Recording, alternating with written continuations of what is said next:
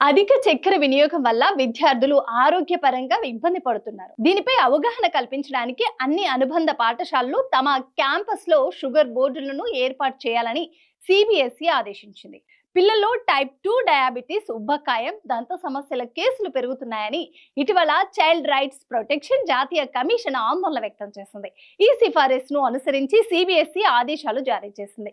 4 నుండి 10 ఏళ్ల పిల్లలకు రోజువారీ 13% చక్కెర అందుతుంది. 11 నుండి 18 ఏళ్ల పిల్లల రోజువారీగా 15% చక్కెర తీసుకుంటున్నారు. ఇది సాధారణ సగటు కంటే 5% ఎక్కువ.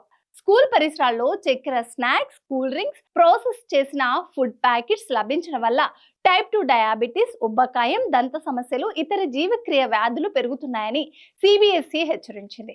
విద్యార్థులు మంచి ఆహార అలవాట్లు నేర్చుకునేలా చక్కెర తగ్గించేలా అవగాహన సెమినార్, వర్క్షాప్లను నిర్వహించాలని సూచించింది.